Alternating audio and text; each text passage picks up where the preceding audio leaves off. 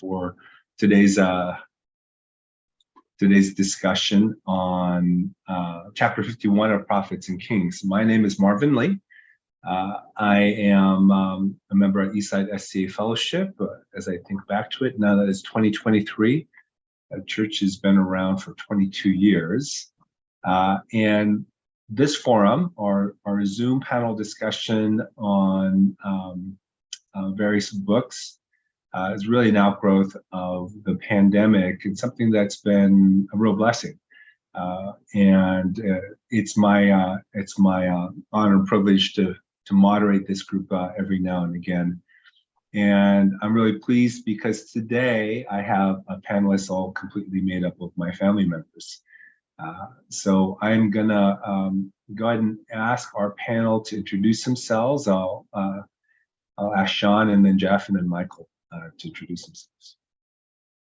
Hi, good morning, everyone. I'm Sean Evans. I am streaming from Southern California, Loma Linda. I am related to Marvin. Our wives are sisters, so I've had the great joy of being part of this family for over 25 years, almost 28 years now. I'm a clinical forensic psychologist by training, and I have had various positions over time, university professor, working for the state hospital system and so on. So excited to be having this conversation with some really good and thoughtful folks. So thanks, Sean. Your introduction made me realize that we have sister wives. That's right. That's right. Hi, everyone. I'm Jeff Choi. I'm Marvin's cousin, and I am an attorney. I'm living in Ventura and working in Santa Barbara. And I have been, in many ways, mentored and led by Sean and Marvin in many aspects of my life, and also by Michael as we were growing up. So it's good to be on this panel with them. We'll see. Jeff is a very dedicated lawyer. He spends the weekends in the court so that he's not late for trial Monday morning. Never stopped. I'm going to be the first one on call. And finally, Michael. Good morning, everyone. My name's Michael. I'm connected to this web of lovely people here by way of Jeannie being my sister, Sean being my brother-in-law, and Jeff being my cousin, growing up together as we talked about down Loma Linda. I'm honored to be included in this panel here, which feels like I somehow mistakenly got enrolled in an honors class here. So I represent the low everyday man here. Well, you are being way too modest. Okay, thank you so much, guys. I am going to just quickly summarize our chapter, which is chapter 51 from the book Prophets and Kings. And it's a story about Ezra. You know, it strikes me that, the rebuilding of the temple in Jerusalem was just tremendously important, not only in the history of the Jewish people, but I think from a theological and spiritual standpoint, because there have been several chapters now that the book we're reading, which reflects the books from the Bible, really spend on this whole process, this endeavor to rebuild the rundown temple in Jerusalem. So this chapter features Ezra, who comes with traveling companions from Babylon to Jerusalem, and he comes at an important time in history, one in which there's a real need for spiritual revival for the Jewish people. So they go and they serve as not just mentors, but also spiritual leaders to really spark a spiritual revival in the nation of Israel. I think the book really lays out some important features of of what happens when sin just erodes the character of a people, the state of a people, and families, individuals, and then what God does to bring people into spiritual health and vigor. So, without further ado, we're going to launch right into our discussion. I'm going to read the first question. Danny, I know that you are in the Philippines, and he's our new clerk. He sent me an email asking for these questions. I thought I had done my job and turned around questions in about 2 hours, but he still left them off the newsletter. So maybe I need to get them to him even quicker next time. Number one, Ezra and his companions made the long and difficult journey from Babylon to Jerusalem, unprotected by any human power, but protected by God. Through this, they learned, quote, rich spiritual lessons. Have you had long and difficult journeys in life without human protection, but when you were protected by God? Please share what you learned from this. I've asked different panelists to take the lead just so that we move the conversation along efficiently. And I think Sean is going to take the lead on this first question. Yeah, I'm going to take the lead, but by all means, fellow panel members, please jump in. So, one thing, as I was reflecting on this passage and thinking about Ezra and this journey, one of the things that really struck me is, sometimes when we read these scriptures, especially from like the Old Testament and so forth,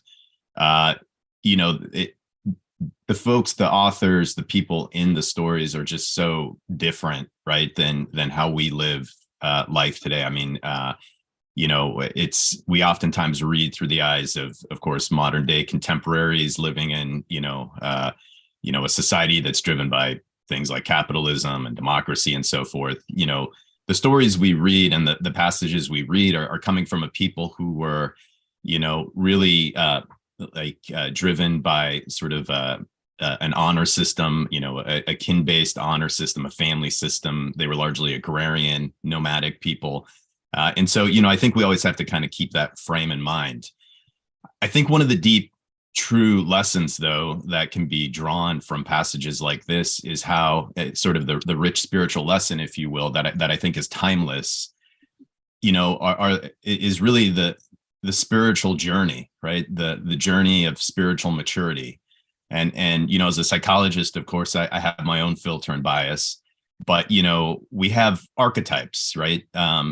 Frames, forms, sort of narratives that seem to be kind of timeless, and sort of universal in the sense of, there's something that we carry with us. I mean, there's a reason why certain movies just immediately in certain books and films and so forth just resonate with us because, they tap into an archetype that is very human and very familiar.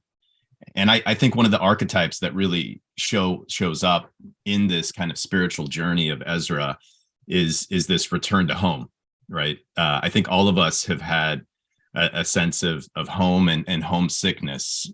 We all want to get home at some point in our lives. And what's interesting about the home archetype is it simultaneously points in two directions. It points backwards, of course, in this kind of nostalgic, we want to return to the home we're from, which, we can take that all the way back to, to our first home, which is, of course, the womb, and sort of the perfect space and place and nourishment that was.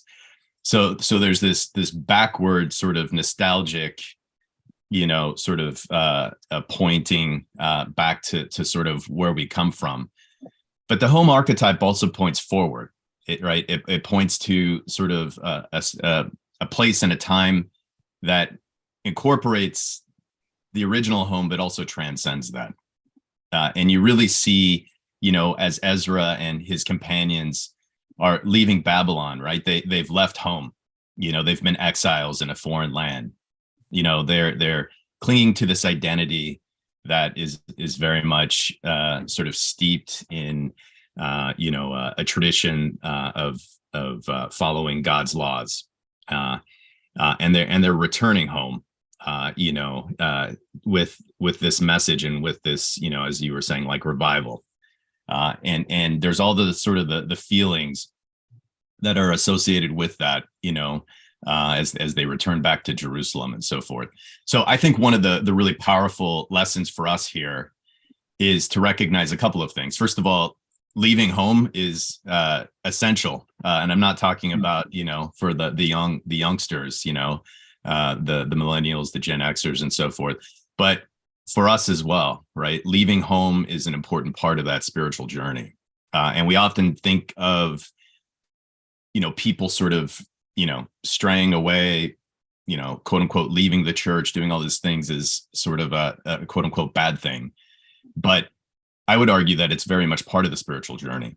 I think it's an important part of the spiritual journey, because you can never return home if you haven't left home in the first place.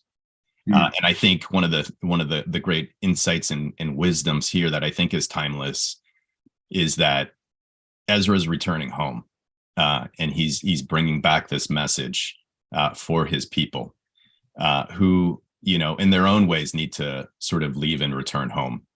And so in terms of kind of personalizing this, I've had many journeys like this throughout my life. And I'll talk about this a little bit more later with some of the other discussion questions. But, leaving home, if we want to put it into kind of Genesis language, leaving the garden, if you will, and sort of venturing into the world, and having sort of that experience of feeling kind of disconnected, not supported by sort of the typical kind of egocentric kind of human supports or whatnot, really having to be instead of ego driven, spiritually led by God, and sort of journeying through that through that territory. It involves, of course, a certain level of suffering, but it's kind of a necessary suffering to come to a kind of a deeper truth with oneself. And obviously part of that truth is a human liberation, but also a divine union with God. So I can speak more on that later, but that's kind of my intro and initial thoughts on question one. That's great. I like how you started by saying that Ezra and his companions actually left home, right? That makes sense. Actually, Babylon was their home, maybe for however many generations. Obviously, from a theological standpoint, Babylon literally is representative in the Revelations is basically this world's reality of sin ascendant, right? So they are leaving home, but they're going to another home, right? And so in many ways, we're all on a journey. We do have to leave home. We have to let go of the apron strings. And as we journey on to that spiritual home or the heavenly kingdom, that's a great perspective. Anything else from Jeff or Michael? Go ahead. Yeah, it just in listening to Sean talk about these things, these issues, it made me think of revolution or a cycle, and revolution or a cycle, I think in a person's life or even in a community's life or in a nation's life doesn't come back. And this is what I was hearing from Sean. It doesn't.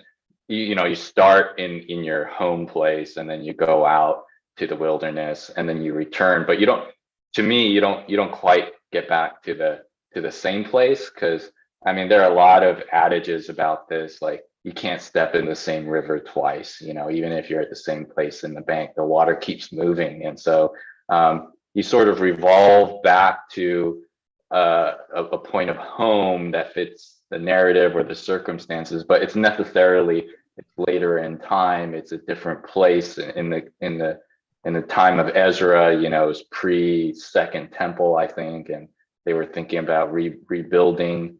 The Israelites in Egypt, they have this period of slavery, and they're coming back to to their home, which is now Canaan. It's this entirely different thing. And so, personally, I think we go through micro versions of this throughout our lives where, you can't live life in a bubble, although we've tried our best during COVID. But even then, a life is life. The features of life are such that they impose upon you challenges and crises. And when you're faced with those, I think the thing a person tries to do, at least what I try to do, I find, is that you prop up your life in certain ways to try to deal with these situations. And at some point, anything that you do that is not true and in that sense godly is not, it doesn't have a good foundation. And so you meet this in a moment of crisis, and then all of a sudden you are out in the wilderness, and you have to sort of get stripped down to the core of who you are and what you are, and then face God in a sense, and then make that decision to take the next step and move on and return back to the foundation, in which case, theologically is God. So I think listening to Sean and thinking about those issues and thinking about that whole cycle, I think what I've learned over life is that that's where sort of these Christian values of faith and hope come in. You have to, when everything is telling you that you should not keep faith or you should not hope, that's where I feel like Christianity shines, and that's where you have to hold fast to God and hope that there is a greater future and a more beneficial future for you. And that's, I have this thing about prayer where it's like, I feel like you can ask for specific things and material things and for things to happen, and those are all well and good, and some of those requests may be granted. But I think what God assuredly gives you when asked is that it's strength in faith and strength in hope, so that you can make it through this thing that you're going through and then come out into a better place, into a better time. This is all really good stuff. I want to move on to the second question, because we've got a lot to talk about. Number 2 is this: like those whom Ezra encouraged, have you encountered those who are spiritually discouraged or indifferent? Spiritually discouraged or indifferent. Have you ever been spiritually discouraged or different, and what causes this? I think Michael's going to take the lead on this. Yeah.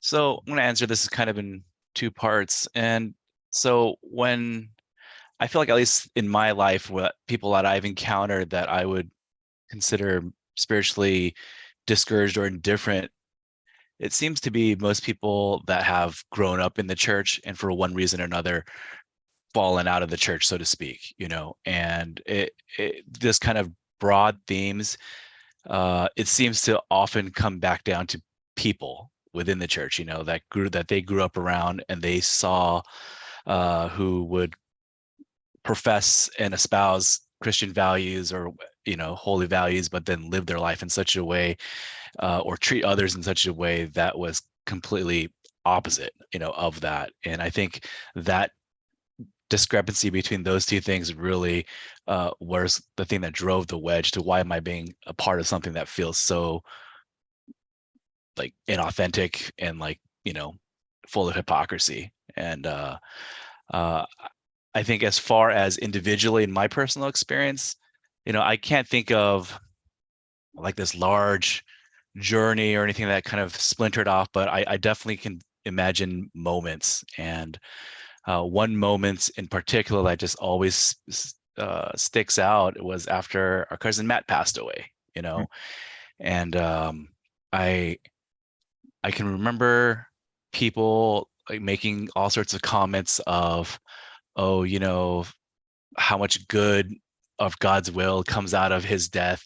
Think of how many people will be brought to God because he died, or, a lot of comments like that, I didn't want to hear that, and that just sounds like terrible.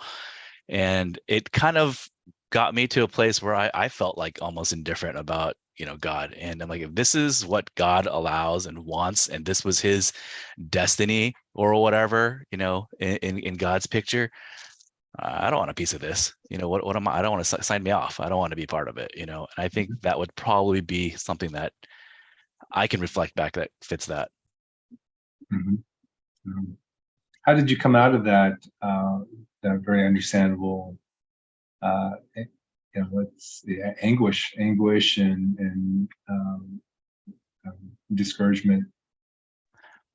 I mean, I think time is a big thing, which starts rounding off a lot of those edges. But I think ultimately, because it did kind of spiral, it felt like it spiraled into these cycles of like nihilism and what's the point, and just meaninglessness, of the big picture. What are we doing, And ultimately, I think what kind of brought it back was finding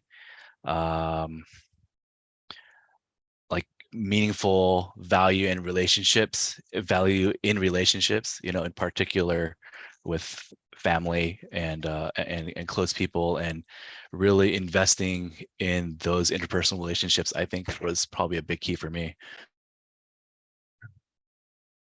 I thought you were going to say Sharon. Oh no, she came after all that. Yeah, you speak about relationships, and I'm just going to say quickly, because I do want to keep moving. I listened to a lot of podcasts, and they did this, I think, decades-long study about what's the single most important determining factor for happiness. And people thought it might be exercise, health, wealth. It boiled down to happy and healthy relationships.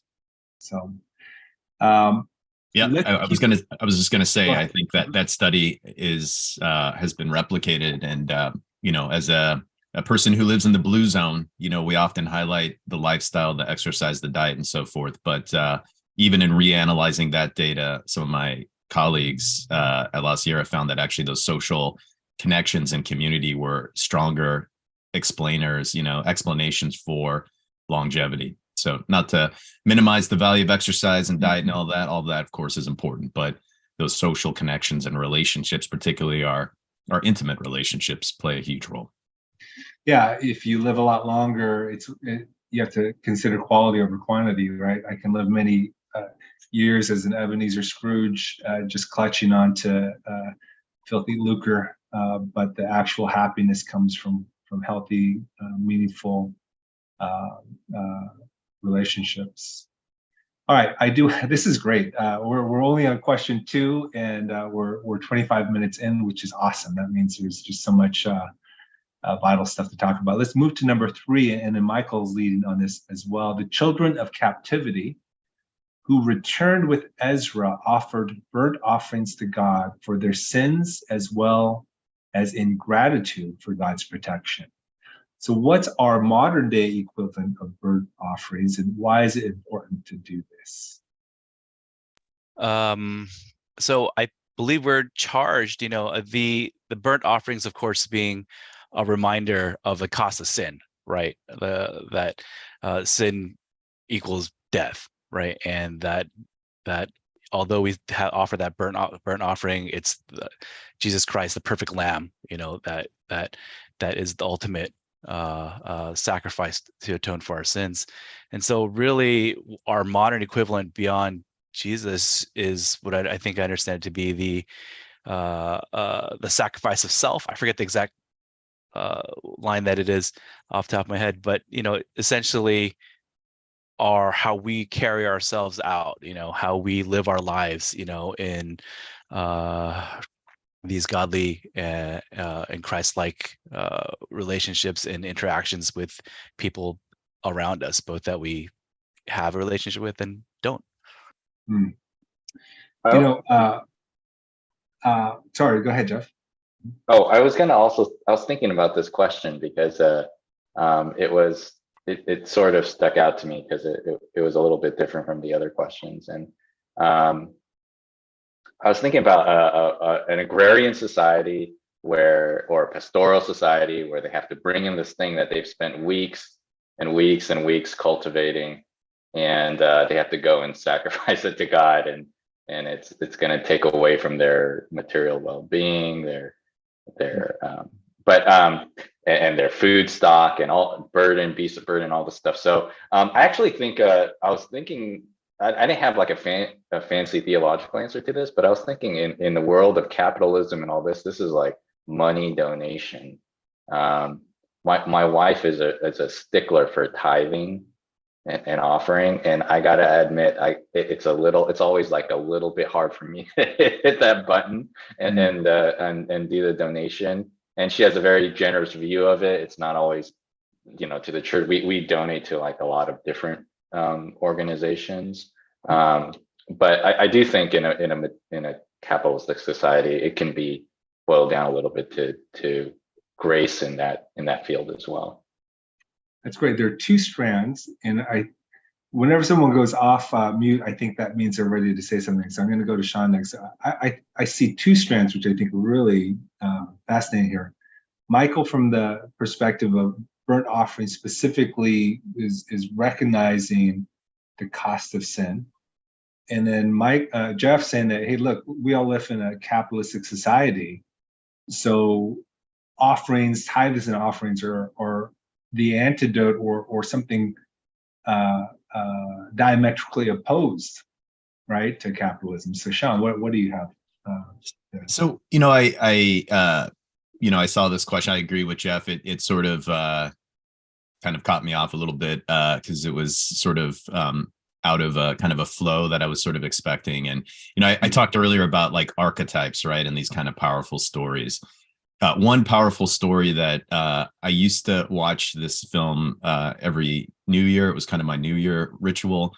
It's an incredibly dark film. So this is definitely not for everyone, but Cormac McCarthy's The Road is, I think, a really powerful story. And I get choked up every time I talk about this, but at the end of the film, and I won't spoil this for those who haven't seen it, there's a scene where he has this conversation with his son.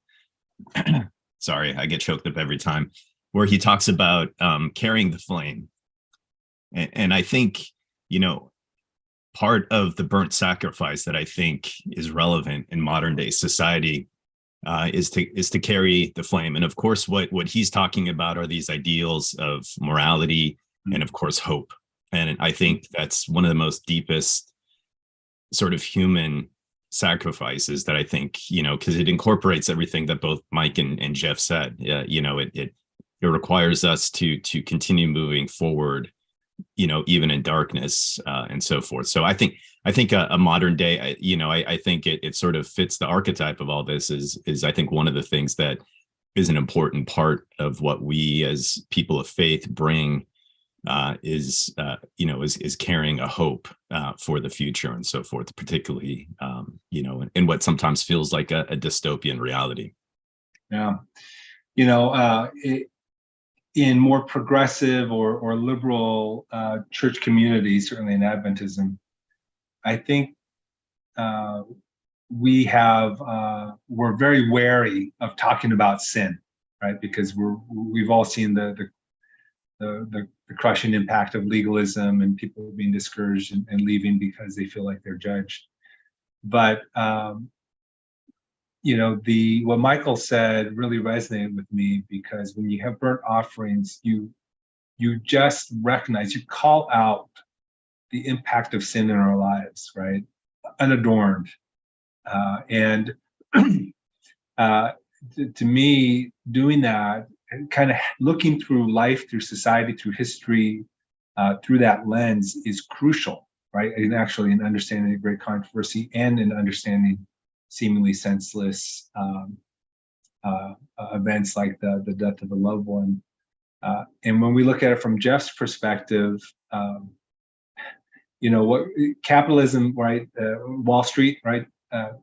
greed is good, right? That's in essence what capitalism is, and it is true because we can count on people always doing things in their self-interest. Capitalism flourishes, right? That's why China said, right, we'll have capitalism, but we'll still control everything else, right? And now they're this huge burgeoning superpower. But to me, it seems that our tithes and offerings are not what God needs, but what He recognizes that we need, right? To give up what we otherwise cling onto as the most concrete form of control in this capitalistic, not just country, but world, right? And in doing that, trust that God is going to flourish us, even when we give up those reins in a significant way. Wow, this is awesome. Okay, we're on number 4. These events preceded a great spiritual revival in the nation of Israel, where God's people repented of their sins and sought a deeper understanding of His will and His law. Have you ever been part of a spiritual revival, either in yourself or in your faith community? And what did that look like? What led up to it? So one of the things I think framing is critically important, right? We keep using this word revival. What does revival mean? Of course, revival comes from the word viver, which means to live, right? And so revival is a reliving, a rebirthing, if you will, which, I was talking earlier about sort of the spiritual journey.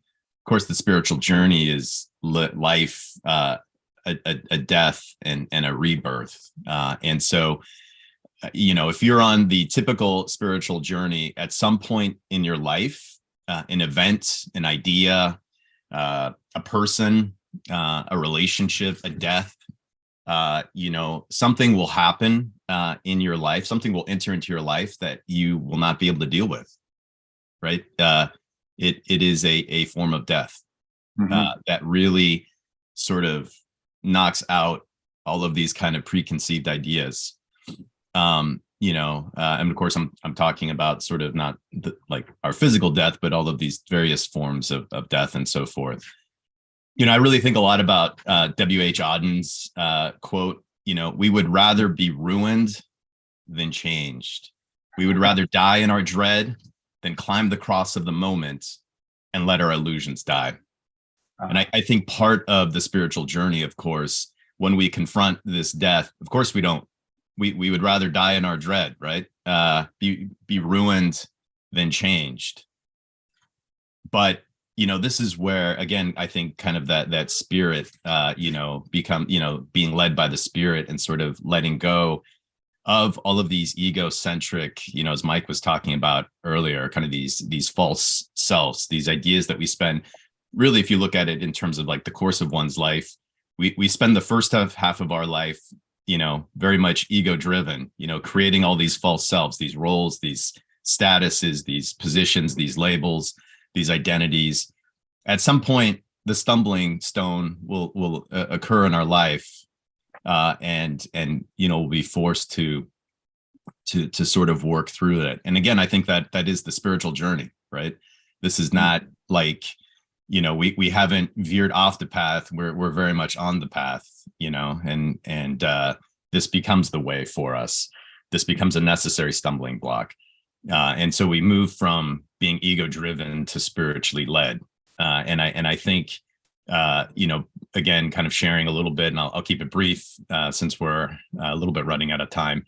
Every sort of spiritual rebirth that I have personally experienced, like Mike was talking about earlier, has always come in the aftermath of a stumbling stone, right?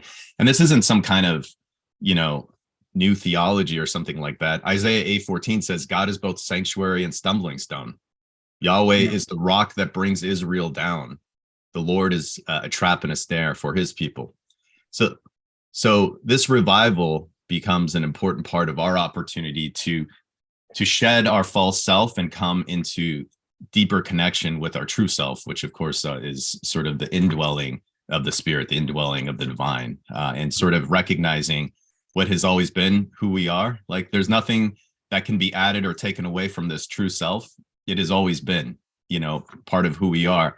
What we spend much of our life doing is sort of, covering it and distracting ourselves with all of these false selves of who we think we are. And it's usually the stumbling stone that reveals that, and kind of forces us to look at that more deeply.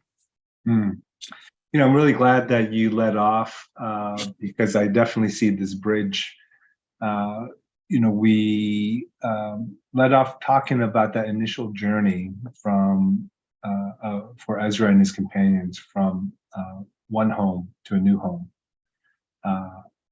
and it strikes me as we're going through this discussion that the journey is the point of it.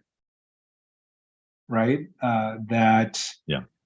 We have to leave home, and we have to encounter challenges, these stumbling blocks.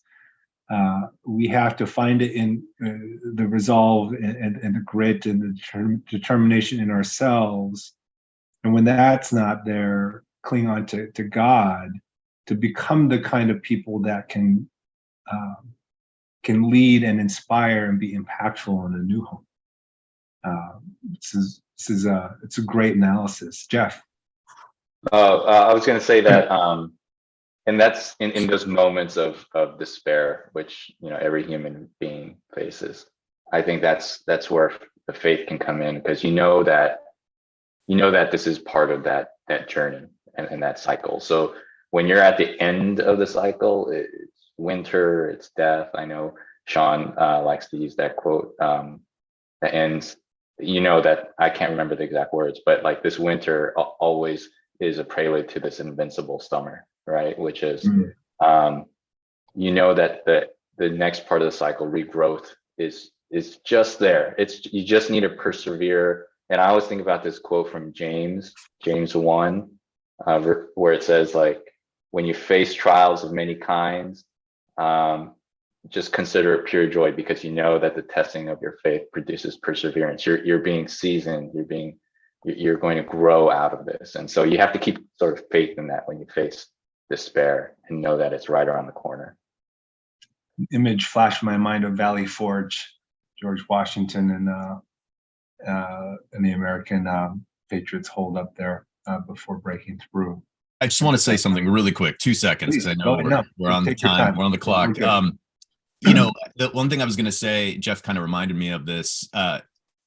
This can't be artificially constructed, right? This can't be like, I'm going to read a really good book. I mean, hey, read great books, go attend great seminars and so forth. But this can't be artificially constructed or manufactured.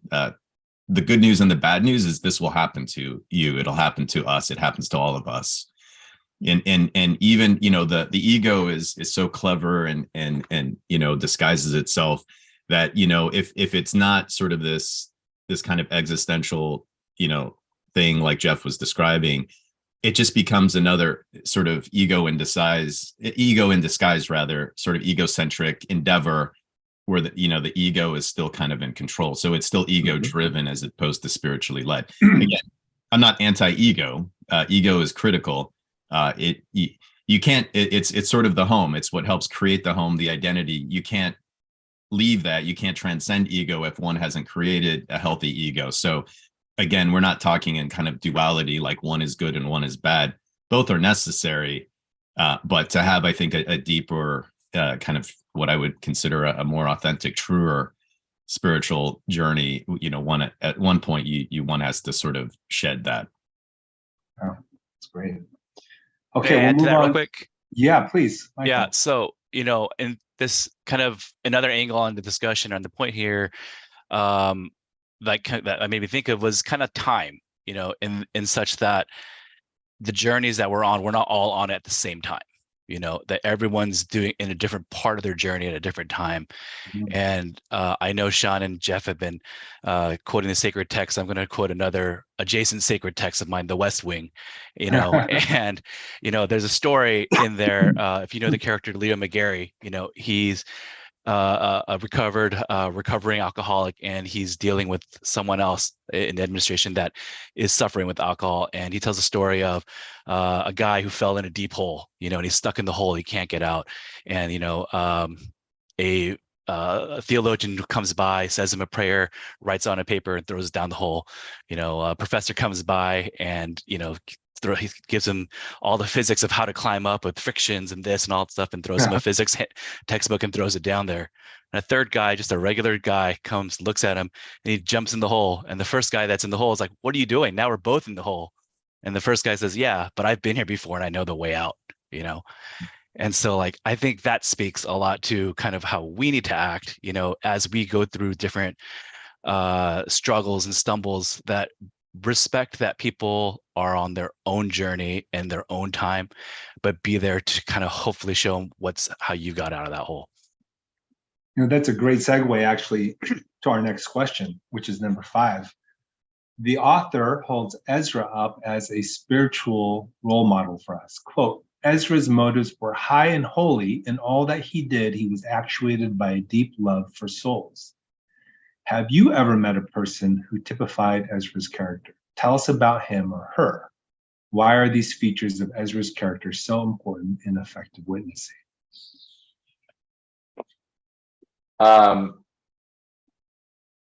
So in thinking about this question, and it may tie into question 8 more tightly, and maybe a little bit on question 6 if we're running out of time. Generally, I think as a general thought, I think law without love, or justice without mercy, or sometimes it's characterized as legalism. There's no real holiness to that, or God in that sort of construct. I didn't really think about a specific person who really exhibited this. I think that the only person that truly exhibited this was maybe Jesus. But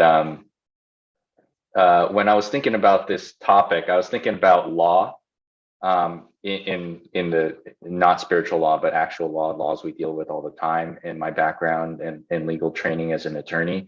And there's this interesting thing that happens in law where there's a rule, like you can't do something, right? That is the rule. But then human experience is so varied, and so many different contexts arise that exceptions to the rule are always applied. It's like, you can't do this. You can't kill someone, for example, right? But if you were seriously in danger and someone's attacking you, then you can kill someone. And then, or if there was some other issue and you're trying to save someone, you accidentally kill someone. Okay, in that scenario, we're not going to say that you broke this law, that you can't kill someone, right? And so all of these exceptions arise to the rule. Sometimes what happens is that the rule becomes so full of exceptions that the law has to be rewritten, or has to be distilled back to its original intent and foundation. So a law that doesn't go back to its original intent and foundation to preserve or protect or to guide human behavior in a way that is good is not a good rule anymore. And so I think in Ezra here, he's trying to balance the two things. He's surrounded by lawlessness.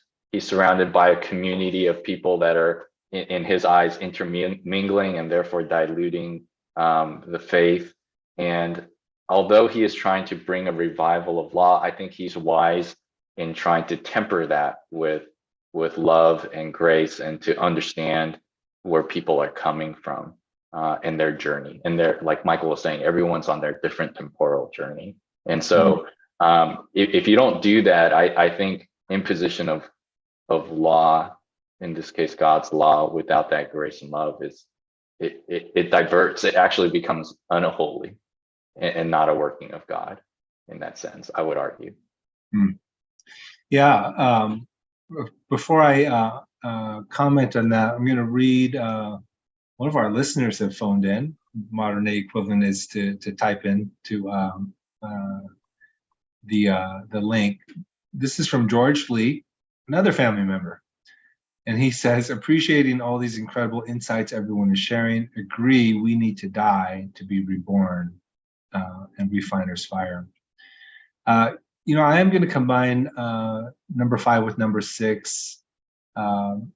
Number 6 was, in speaking of the prevalence of sin in her time, the author writes, quote, lawlessness, dissipation, and corruption are sweeping in like an overwhelming flood.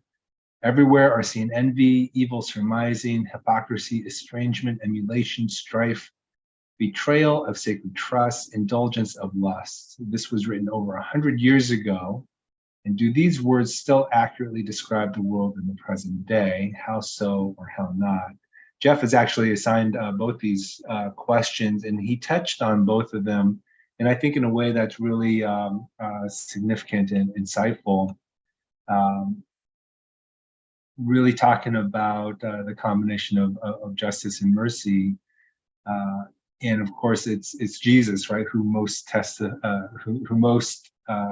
typified a deep love for souls. I'll open up to the rest of the group, and Jeff, if you had some thoughts on number 6 as well.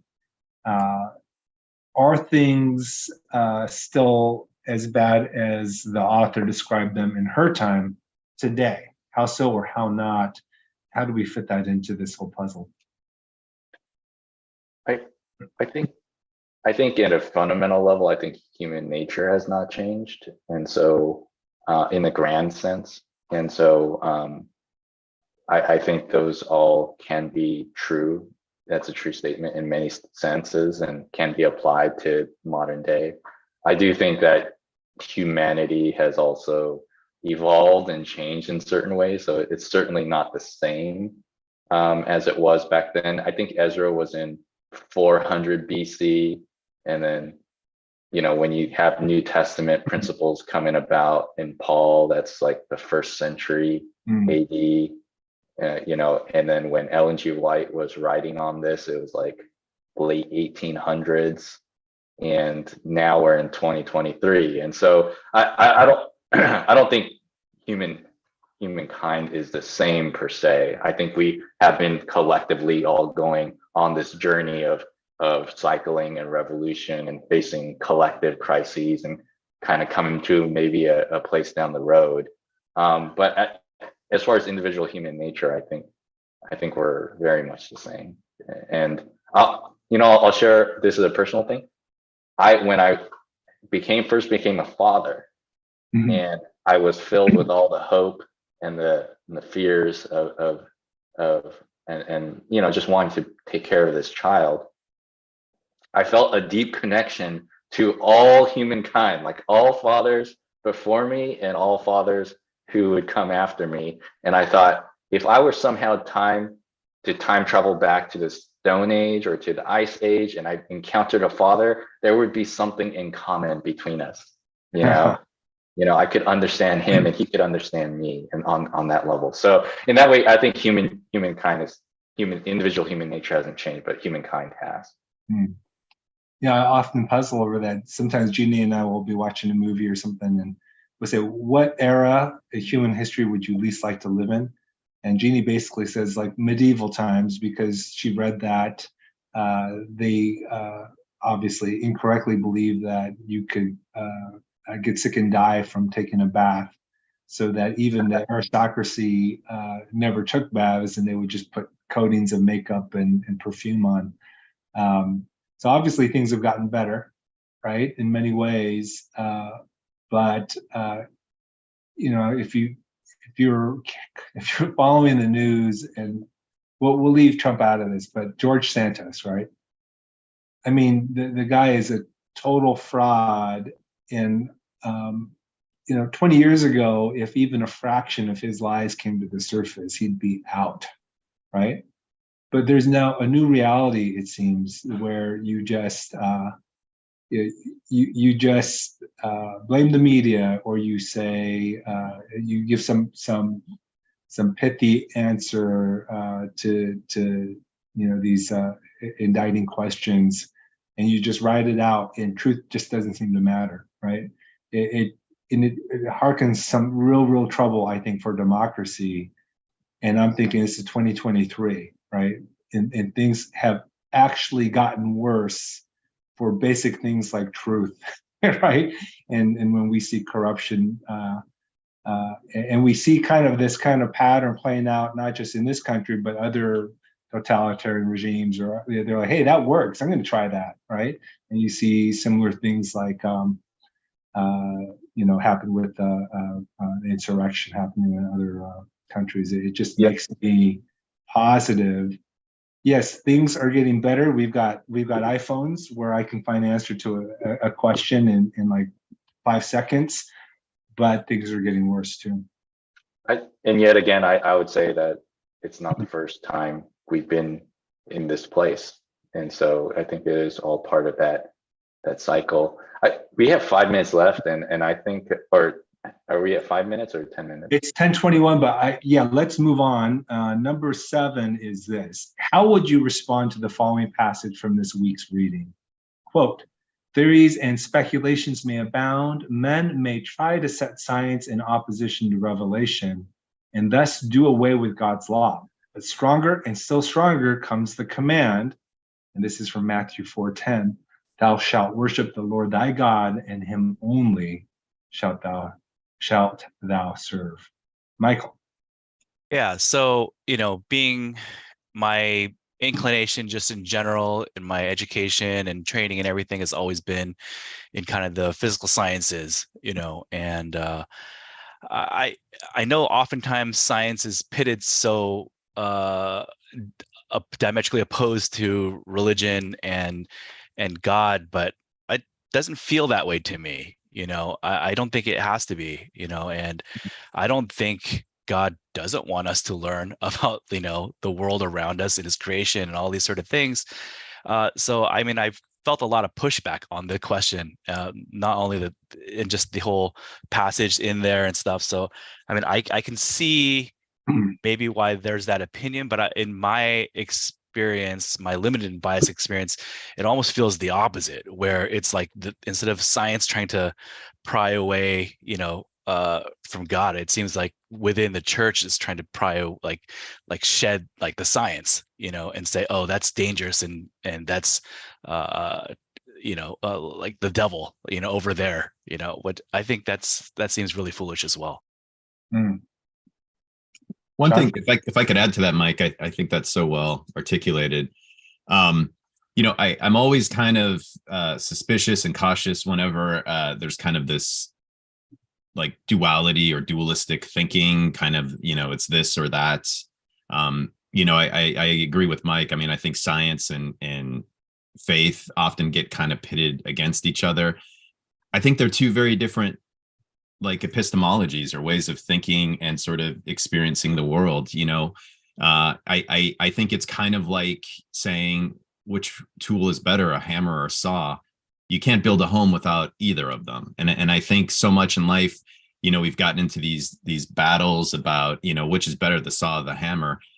You can't build a home, which I think is a healthy life, sort of, symbol of that, without both.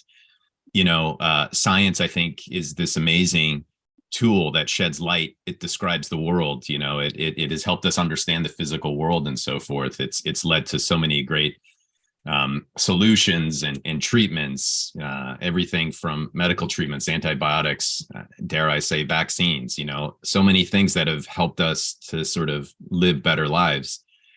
Faith, is equally important. And whereas I think science is a light that helps us sort of illuminate and understand the cosmos as well as the microscopic world, faith is a way of seeing in the dark. Kierkegaard said that. He says faith sees best in the dark. Faith is not, and we oftentimes sort of think about, sort of the opposite of faith is doubt. But as it's been, said before, the opposite of faith isn't doubt. The opposite of faith is certainty. And so doubt is very much part of, again, kind of with the theme of what we're talking about here, is part of the faith journey. And we need both, because when we sort of reach those existential crises, the explaining the what of the world, like how the world works, doesn't sort of give us the why, and sort of the kind of the greater sort of understanding in that regard. So I always sort of think that it's kind of a limited conversation to kind of see these as opposites. I think they are critical for I think a healthy and open sort of perspective. I think that the time that this book was written was unprecedented in that for the first time, the Western world had been challenged from a fairly rigid and, maybe two-dimensional view of the Bible as it related to understanding the physical reality around us. And then you had a challenge from authors like Darwin, right? And humanism in general, that challenged, I think, that two-dimensional perspective of the physical reality that the Bible seemingly presented, right? You think of Galileo, we think of all the controversy around, this verse in the Bible says that, the sun circles around us. Well, Galileo therefore must be, an apostate because he says that we circle around the sun, right? But to me, what that says is that, as we understand more about science, right, what that does is it exposes how limited and how faulty, our comprehension and understanding of God's truths are, right, in the Bible. And as we step aside, right, and decide not to impose kind of our limited human application, right, of our limited scientific understanding on the Bible or vice versa, right, then actually God opens up even far greater understanding, not only about the world around us, but about who he is. All right, number 8, and I think we're going to slide in just in time. And I'm going to combine 8 with 9 and have everyone just speak to both. How does justice and mercy meet at the cross? How does this understanding draw us to the foot of the cross? And what meaningful insight did you come away with from this week's reading? Let's go in reverse order. We'll go Michael and then Jeff and then Sean.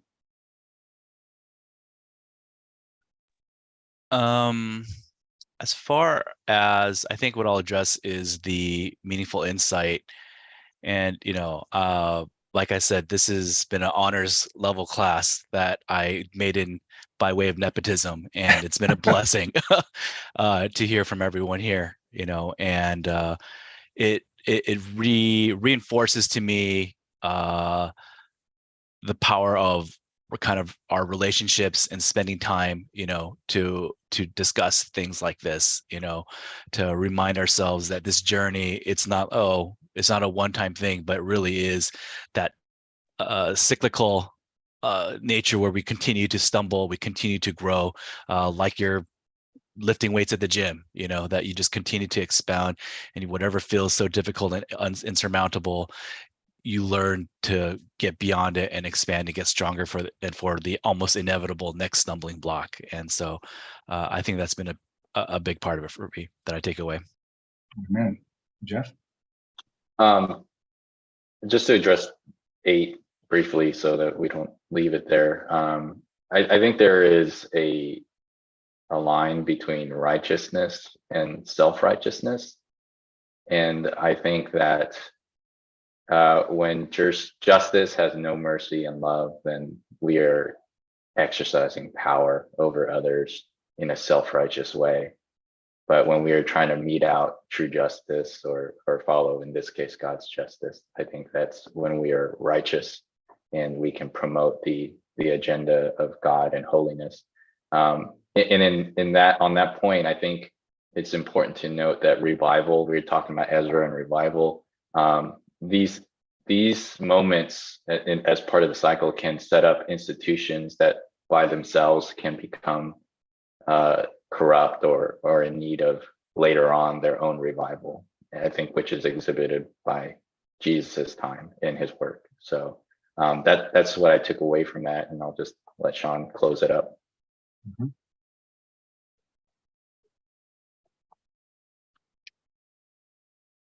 We did pretty good until the very end.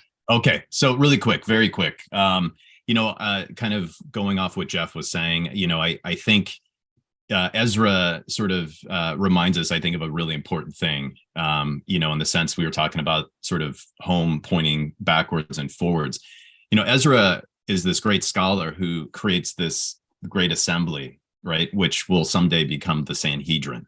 So he's sort of credited with creating that.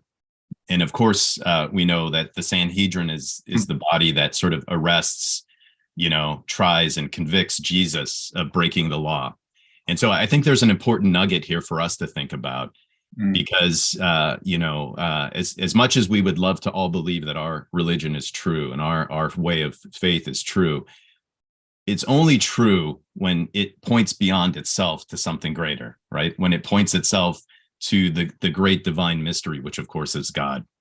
And I think it's always an important sort of reminder that our religions, our institutions are not endpoints, they're starting points to help people in that journey to a deeper human liberation, as well as a deeper divine union and communion with God.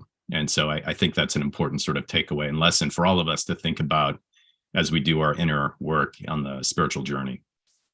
Amen. For me, justice and mercy meet at the cross through the love of our Savior, Jesus Christ. And that love is what draws us to the foot of the cross. And I think is ultimately that guiding light and that purpose that brings us through those difficult journeys, and is ultimately the way that we grow in this journey, and then become helpers on others' journeys as well. Well, this was awesome. Thanks so much. Sorry to everyone that we went a couple minutes over. I'm going to just close with prayer. Heavenly Father, thank you so much for this incredible discussion where we plumbed the depths of your truth and what you have in store for us, that you would desire for us to grow in our faith journey, which requires us to leave our childhood home and go on that harrowing journey where we grow in our faith and our strength, and are clinging to you as we enter our new home, the home of your heavenly kingdom. Thank you for the views and the experiences that we're able to share here. Ultimately, thank you, Lord, for your love. In Jesus' name I pray. Amen. Amen. Right. See everyone at 11:15 for church, either in person or online. Thank you to our panelists today.